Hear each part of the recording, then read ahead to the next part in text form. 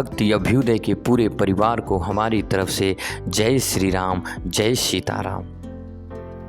मेरे प्यारे मित्रों, मेरे भगवत प्रेमियों, जैसा कि आप लोगों को ज्ञात है कि भक्ति अभ्युदय चैनल के माध्यम द्वारा आप लोगों को धार्मिक कथाएं सुनाई और समझाई जाती है, ठीक ऐसी एक कथा लेकर आज आप लोगों के बीच में मैं फिर से उपस्थित हुआ हूँ। जी हाँ, यह कथा उस समय की है जब भगवान श्री राम को 14 वर्ष का वनवास हुआ। उनकी पत्नी यानी मां सीता ने भी सहर्ष वनवास स्वीकार कर लिया, परंतु बचपन से ही बड़े भाई की सेवा में रहने वाले लक्ष्मण जी कैसे राम जी से दूर हो जाते, कैसे उनको वन में अकेले जाने देते। माता सुमित्रा से तो उन्होंने आज्ञा ले ली थी, परंतु जब पत्नी उर्मिला के कच्छ की ओर बढ़ रहे थे तो मन में विचार कर रहे थे कि माँ ने तो आज्ञा दे दी, परंतु उर्मिला को कैसे समझाऊंगा, कैसे बताऊंगा, क्या कहूंगा उससे। यदि बिना बताए जाऊंगा तो रो रो के जान दे देगी, और यदि बताया तो साथ जाने की जिद करने लगेगी और कहेगी यदि सीता जी अपने पति के साथ जा सकती हैं तो मैं क्यों नहीं। यही विचार मन में लेकर लक्ष्मण जी जैसे ही अपने कच्छ में पहुंचते हैं तो देखा कि उर्मिला जी आरती का थाल लेके खड़ी थी। यह देखते ही लक्ष्मण मानो स्तंभ हो गए और एकटक उर्मिला की तरफ देखने लगे। इससे पहले कि लक्ष्मण कुछ बोलते उर्मिला बोली, आप मेरी चिंता छोड़ प्रभु की सेवा में वन को जाओ, मैं आपको नहीं रोकूंगी। मेरे कारण आपकी सेवा में कोई बाधा ना आए, इसलिए साथ जाने की जिद भी नहीं करूंगी। लक्ष्मण जी को कहने में संकोच हो रहा था, परंतु उनके कुछ कहने से पहले ही उर्मिला जी ने उन्हें संकोच से बाहर निकाल दिया। मेरे प्यारे दोस्तों, वास्तव में यही पत्नी का धर्म है। पति संकोच में पड़े, चिंता में पड़े, उससे पहले ही पत्नी उसके मन की बात जानकर उसे संकोच से, चिंता से बाहर कर दे। पत्नी का इतना बड़ा त्याग और प्रेम देखकर लक्ष्मण जी भी रो पड़े। उर्मिला जी ने एक दीपक जलाया और विनती की कि मेरी इस आस को कभी बुझने नहीं देना। लक्ष्मण जी तो चले गए, परंतु 14 वर्ष तक उर्मिला जी ने एक तपस्विनी की भांति कठोर तप किया। वन में भैया भाभी की सेवा में लक्ष्मण जी कभी सोए नहीं, परंतु उर्मिला ने भी अपने महलों के द्वार कभी बंद नहीं किए मेरे मित्रों, और सारी रात जाग जाग कर उस दीपक की लौ को बुझने नहीं दिया।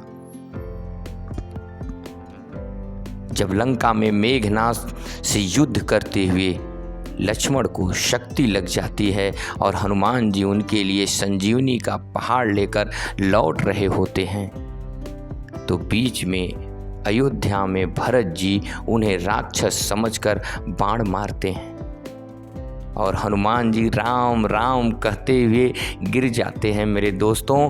तब हनुमान जी की इस राम राम की जब ध्वनि भरत के कानों में पड़ती है तो दौड़कर हनुमान जी के पास आते हैं और आकर कहते हैं, आप कौन हैं? आप हमारे भैया को कैसे जानते हैं? हनुमान जी सारा वृत्तांत सुनाते हैं कि सीता जी को रावण ले गया, लक्ष्मण जी मूर्छित हैं। यह सुनते ही भरत जी के मानो दिल पे आघात सा हो गया, वो गिर गए।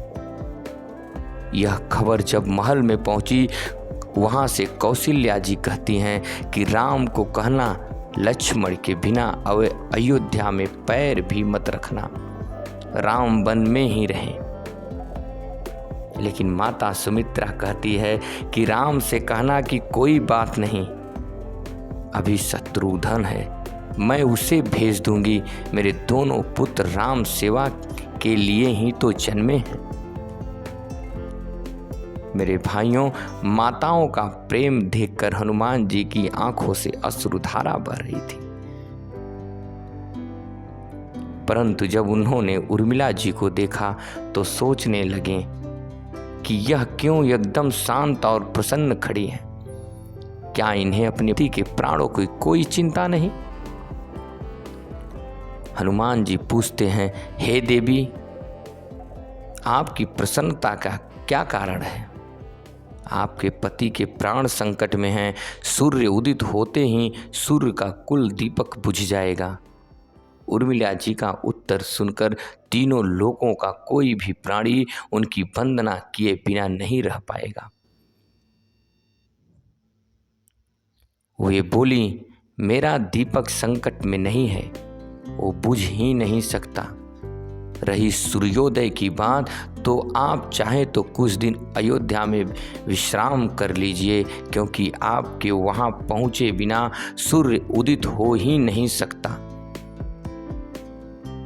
आपने कहा कि प्रभु श्री राम मेरे पति को अपनी गोद में लेकर बैठे हैं। जो खुद योगेश्वर प्रभु राम की गोदी में लेटा हो, काल उसे छू भी नहीं सकता। यह तो वो दोनों लीला कर रहे हैं। मेरे पति जब से बन गए हैं तब से सोए नहीं हैं। उन्होंने सोने का प्रण लिया था, इसलिए वो थोड़ी देर विश्राम कर रहे हैं। और जब भगवान की गोद मिल गई, जब प्रभु की गोद मिल गई, तो थोड़ा विश्राम ज़्यादा हो गया, वे उठ जाएंगे। और शक्ति मेरे पति को लगी ही नहीं, शक्ति तो राम जी को लगी है। मेरे पति की हर श्वास में राम है, हर धड़कन में राम है, उनके रोम रोम में राम है, उनके खून की एक एक बूंद में राम है। और जब उनके शरीर और आत्मा में ही सिर्फ राम है, तो शक्ति राम जी को ही लगी है, दर्द राम जी को ही हो रहा है।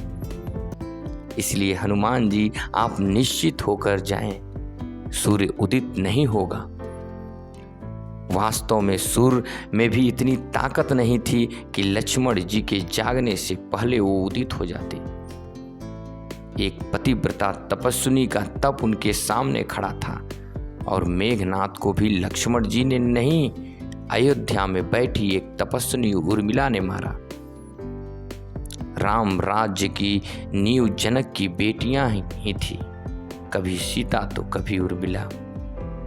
भगवान राम ने तो केवल राम राज्य का कलश स्थापित किया मेरे मित्रों, परंतु वास्तव में राम राज्य इन सबके प्रेम, त्याग, समर्पण, बलिदान से ही आया है मेरे दोस्तों।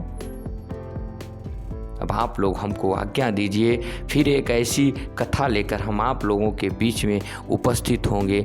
तब तक के लिए जय जय सीताराम, जय भगवान, जय वीर हनुमान की।